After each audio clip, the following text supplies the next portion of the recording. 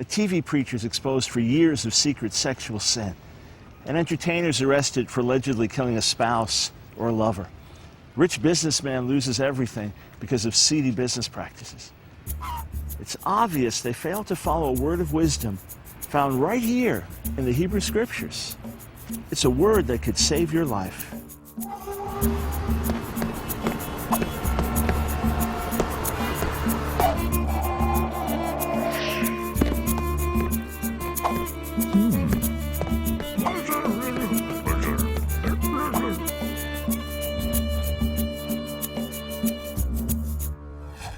Before I tell you about this life-saving Hebrew word, let me take you back to the story of Jacob and Esau, the twin sons of Isaac, spoken of here in the book of Genesis.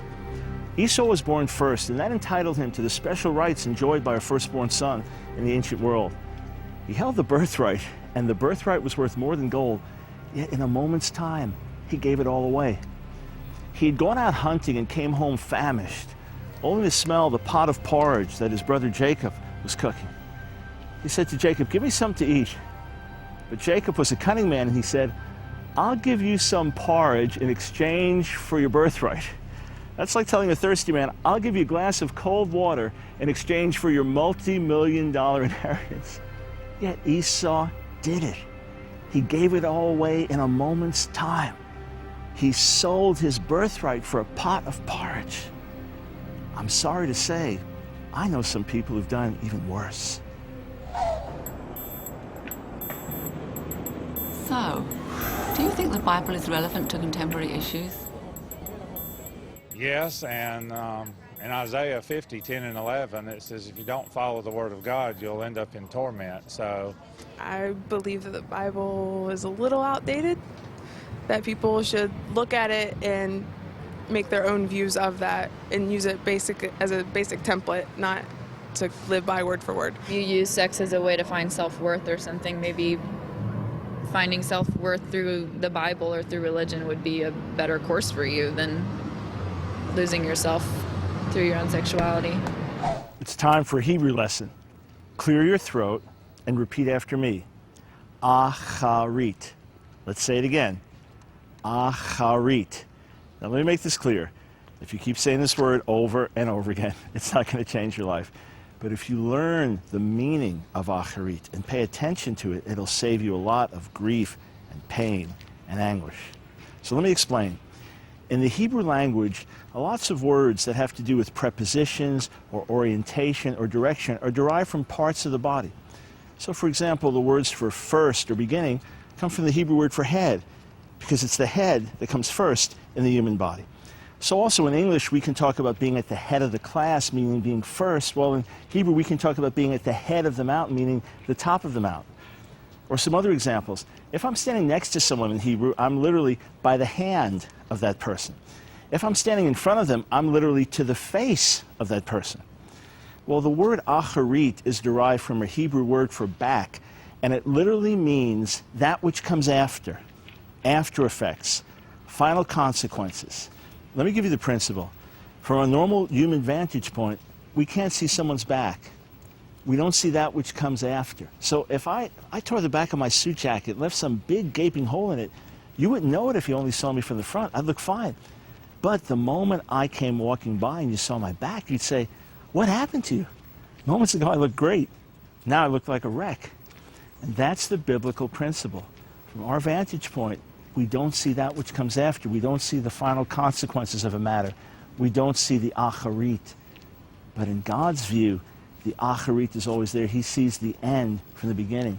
And if we are to avoid personal disaster, it's crucial that we must gain his perspective. We've got to see the acharit. So much of our culture is based on the exact opposite principle. It says, feed your flesh, obey your thirst, do what feels good now. Don't even think about the after effects. Come on, you need it. You only live once, baby. God's word says, remember the acharit. That's what really matters. It's the final score that counts. And when it comes to our own lives, we're not playing a game. We could make choices today that'll haunt us forever. You know, you could give into a sexual lust for a moment of pleasure and forfeit your job or reputation or marriage or family or maybe even your own life? Let's learn the lesson of the acharit. How many things have you done in life only to look back later and shake your head in disgust and say, it wasn't worth it? Sexual temptation would be powerful because it deals more with the body and not the mind. It's just because that's what people were made for. Temptation is it's like anything else. You can either say yes or no. We're in a society where we kind of want to have our cake and eat it too, and so we don't think about consequences or about God or about spouses or anything else. We just think about what we want. Let's take a look at the ancient wisdom of the book of Proverbs and see what it has to tell us about the acharit. In chapter 5, we read this warning: "For the lips of an immoral woman are sweeter than honey. Her mouth is smoother than oil." And it says this: "Her acharit is bitter as poison, more dangerous than a double-edged sword. Her feet go down to death. Her steps lead straight to the grave." Do you see it? It's a picture of sexual seduction. She looks so good. What a body. And she's smiling at me. She wants me. I need her. I've got to have her. Just this one time, and I'll be satisfied. But her acharit, in other words, the final consequences of association with her acharit is death. A sexually transmitted disease, a jealous husband out for revenge, a scandal that gets reported around the world, an obsession that gets out of control until it costs you everything. You say, oh, but the temptation's so strong. The urge is so great. How can I possibly resist? You've got to remember the acharit. Up next. I think sexual temptation is very powerful because it's advertised everywhere. Why do you think we still blow it?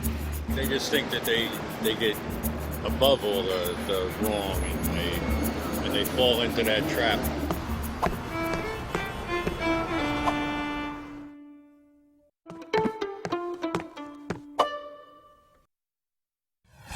Most of us have held a fish hook in our hands, and I'm glad I'm not a fish. That hook is really sharp, and once the fish bites into it, it's as good as dead. So why does the fish take that fatal bite? Does it have a death wish? Is it suicidal? Of course not. It's lured in by the bait. How tempting. How tasty. Chomp. And then it's over. All for one bite. The fact is, though, we're often the ones getting hooked. A Puritan leader once said, "Satan gives Adam an apple and takes away paradise. Therefore, in all temptations, let us consider not what he offers, but what we shall lose." I'll say it again, though. Our culture is based on the exact opposite principles. The advertising world sure knows how to fish, cooking up some good-looking bait to lure us in. Sometimes the bait is food itself. What a delicious-looking meal. Come on, splurge. Hey, you deserve it.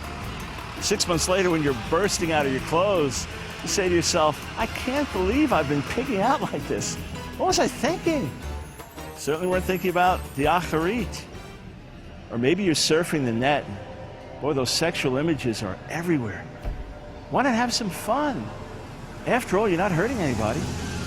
So you enter your first porno website, little knowing that 2 years later, you'll be a hopeless sex addict.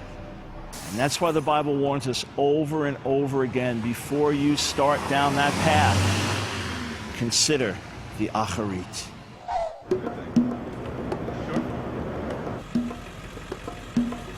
Next question. Why do you think sexual temptation is so powerful? I think sexual temptation is very powerful because it's advertised everywhere. I look at TV sometimes and I see it as a lot more out there. Because it's what your body wants. It's not good for you. Oh, that's what makes us reproduce.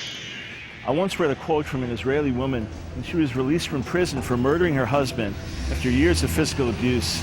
She said, remorse is so bitter. I would give everything just to turn the clock back. But that's one thing we can't do, turn back the clock. There was a very mature-looking 15-year-old girl who lived on Long Island. Well, she fell into rebellion against her parents and decided to get out of the house.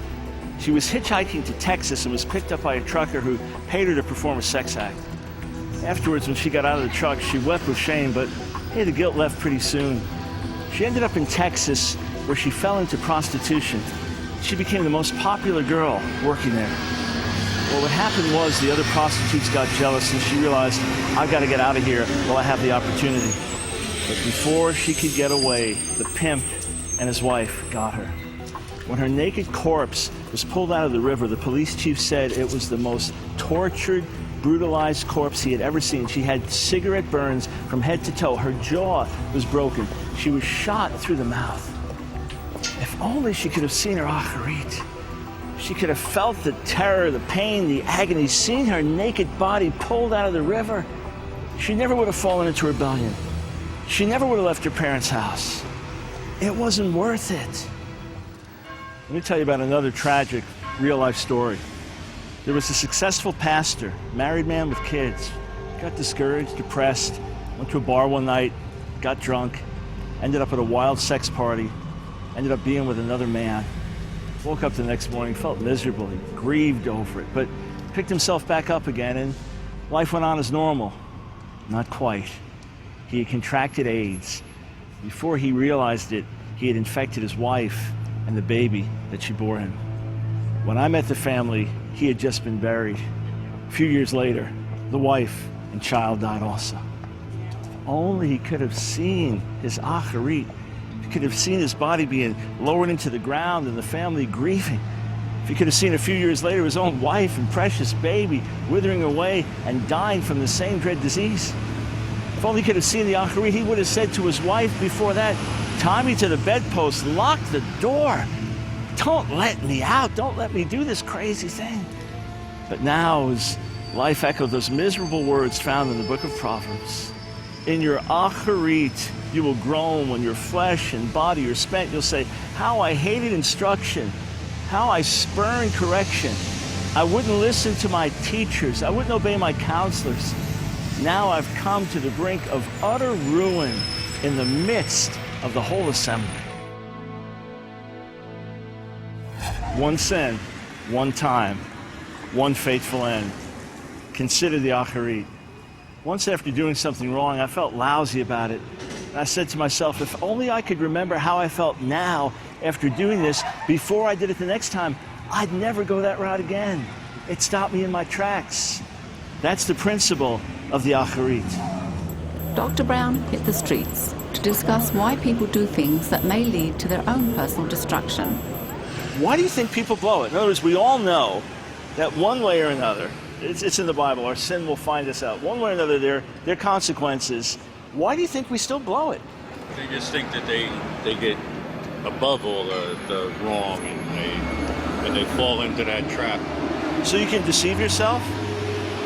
Like I can get away with this? You get a swelled head. You think you're above all that. You're better than all that. So it can, or you'll never get caught. You'll never get caught? Because I haven't got caught so far, right? I mean, that's what you think, right? If we deceive ourselves, there's some basis. I got away with it once. I had a drink. I'm not an alcoholic. I got high. I'm in control. Hey, we're just friends. Haven't crossed that line. And then it bites you. So do you think if somebody get a swelled head, it can happen to any of us? Oh, sure. Sure, we can all get full of ourselves. Once you start doing something, it gets easier and easier, and then you just start drifting up to... Get used to it. Yeah. Lose your conscience. What about the whole entertainment industry that surrounds us today? Do you think that desensitizes our conscience a little bit? I think the media and the internet and everything that's out there, we're getting our information so quick and so it's so diverse that it's kind of overloading. So you can hear about 100 murders a day. Value. In other words, you can't shock anymore. So it's got to go further. And you look at the old horror movies we grew up with, like Frankenstein. It's still scary, but you don't have heads rolling and blood gushing and limbs being cut off. So picture you're a kid, you grew up watching that. You grew up watching TV where everybody's sleeping around with everybody, and it's cool, it's all right. You become immune to it. You do. There's really no way to get around it. Talking to these folks on the street just reminds us again, sin has consequences. wrong behavior can be disastrous. And yet we can deceive ourselves and think, hey, it'll never happen to me. It'll happen to that guy, happen to her. It'll never happen to me. You know, the folks I just spoke with are from New Jersey. I'm from New York originally, and there's kind of a common sense approach. New York, New Jersey, you just tell it like it is. And it's so interesting to me that these folks came to the same conclusions that I've come to, not just observing life, but studying the scriptures. You know why? Because God's word, especially the book of Proverbs, is filled with common sense. It's not just some mystical, spiritual reflection. The Bible's down to earth. It speaks to us where we live, especially the book of Proverbs. And these folks could easily list one thing after another happens. You decide you're going to commit adultery. You decide you're going to get drunk and drive. You decide this and that. Hey, I'll be okay. The fact is our worlds can collapse on us quicker than we know. Or worse still, little by little by little by little, we destroy ourselves. They're afraid. I think they're scared of what people will say about them.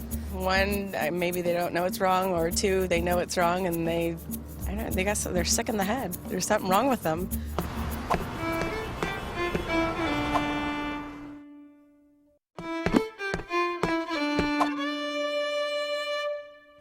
When I was a boy, I remember watching cigarette commercials on TV. The Marlboro ad stood out.